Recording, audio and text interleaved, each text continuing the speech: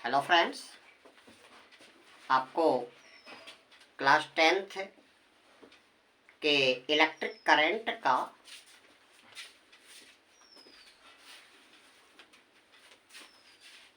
ओम का नियम आज भेजा जा रहा है। ओम के नियम के अनुसार किसी भी धातु के तार में प्रवाहित होने वाली विद्युत धारा उस तार के सिरों के बीच लगाए गए विभवांतर के समानुपाती होती है। ओम का नियम किसी चालक तार में प्रवाहित होने वाली विद्युत धारा चालक के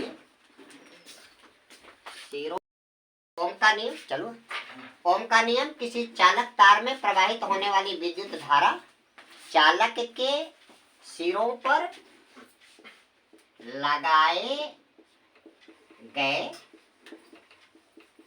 विभवांतर के समानुपाती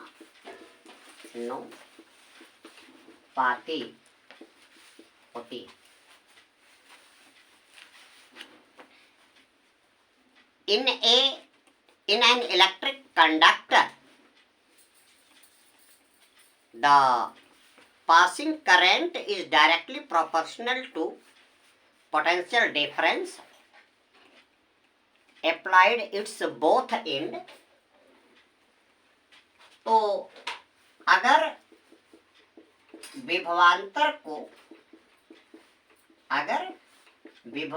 को कैपिटल भी से दिखाया जाए और चालक में प्रवाहित होने वाली धारा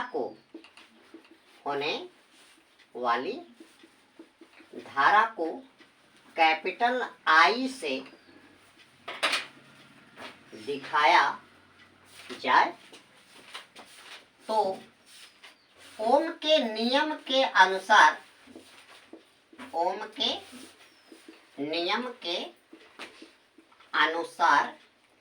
भी प्रोपोर्शनल टू आई।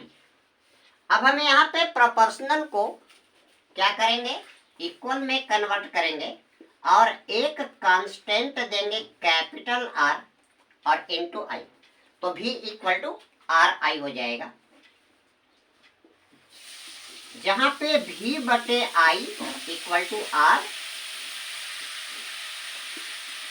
आर एक समानुपातिक नियतांक है जिसे चालक तार का प्रतिरोध कहते हैं। तो आर का मात्रक जो होगा वो विभवांतर का मात्रक और बटे धारा का मात्रक। हम ये जानते हैं कि विभवांतर का मात्रक वोल्ट होता है और धारा का मात्रक एम्पियर होता है। तो वोल्ट प्रति एम्पियर को ओम के नाम से भी जाना जाता है। तो ओम ने कहा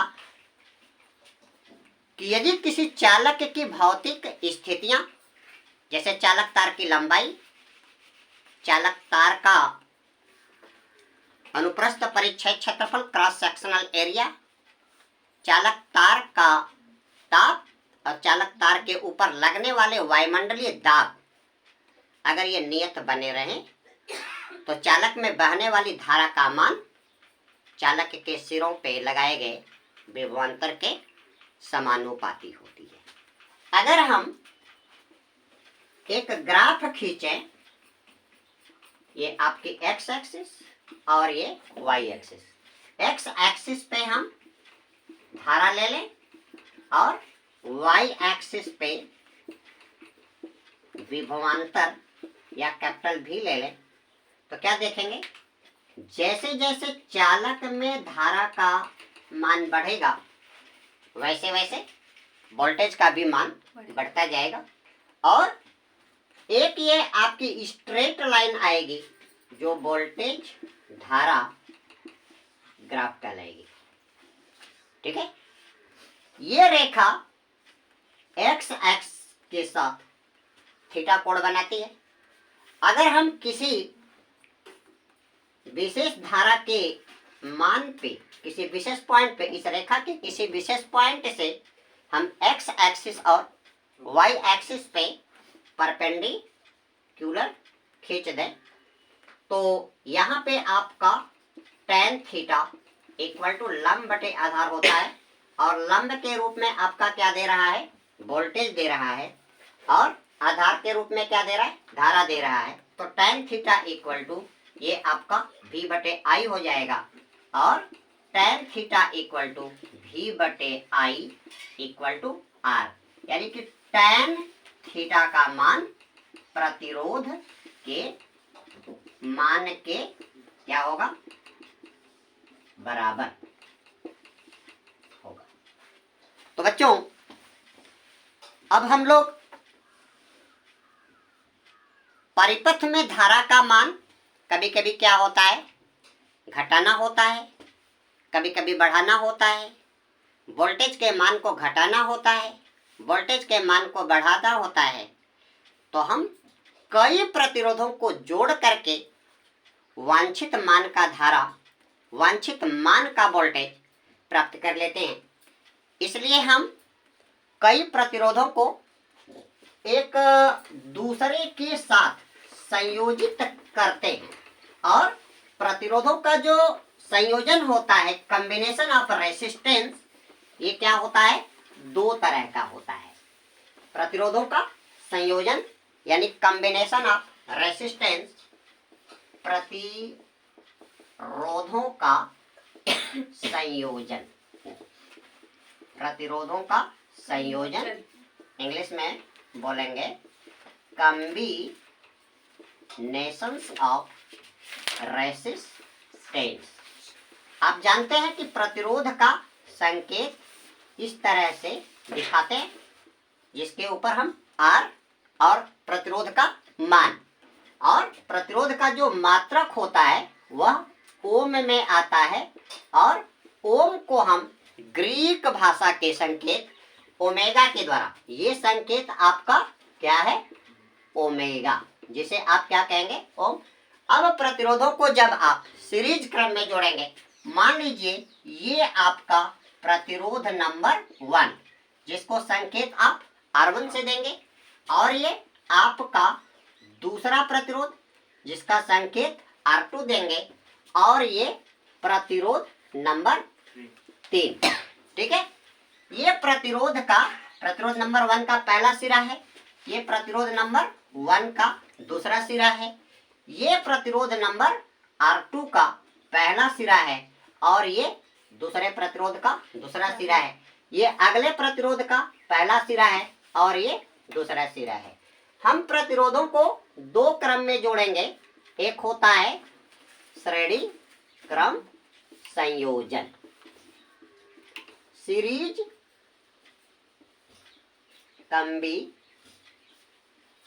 कॉम्बिनेशंस, और दूसरा होता है समांतर क्रम संयोजन जिसे हम बोलते हैं पैरेलल कॉम्बिनेशन।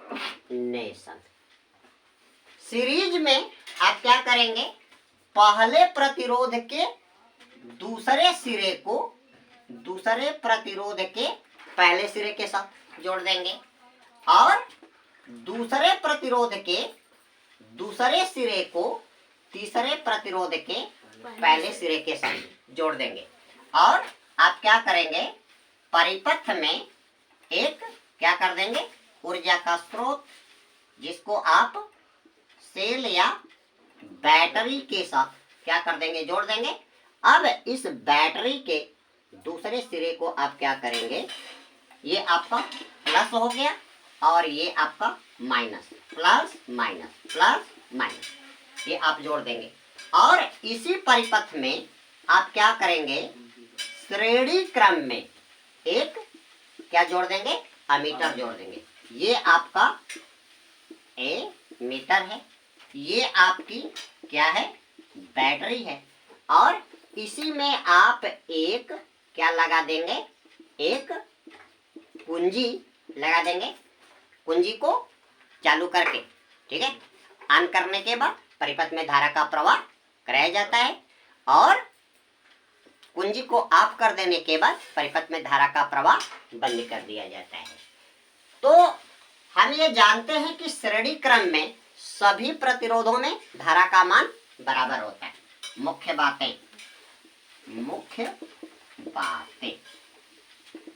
श्रेणी क्रम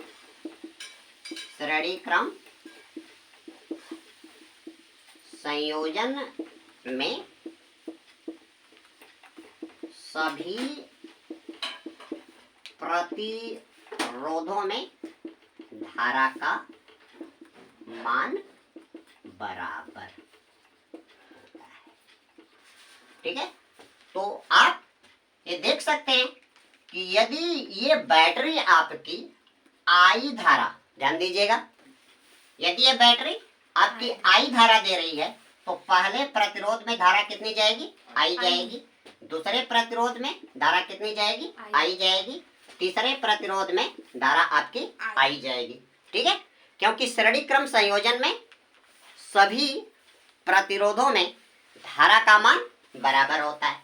अब श्रेणी क्रम संयोजन में चूंकि यह बैटरी है और इस बैटरी का क्या होगा, तुल्य इस परिपथ के सभी प्रतिरोधों का एक क्या आएगा, एक तुल्य प्रतिरोध आएगा। तो यहाँ पे जो कुल विभवांतर होगा, कुल विभवांतर यानी V बराबर, पहले प्रतिरोध में वोल्टेज आपका कितना गया, V1 गया। दूसरे प्रतिरोध के सिरों के बीच में विभवांतर आपका V2 और तीसरे प्रतिरोध के सिरों के बीच में विभवांतर V3। तो आपका कुल प्रतिरोध V बराबर V1 प्लस V2 प्लस क्या हो जाएगा, V3 हो जाएगा। ठीक है, और आपको ये पता है कि V इक्वल क्या होता है, RI होता है। V इक्वल क्या होता है, RI। तो V की जगह पे आप क्या रख दें, RI रख दें। अब इसका रूप हो जाएगा RI इक्वल, श्रेणी क्रम में क्या होती है, धारा बराबर होती है।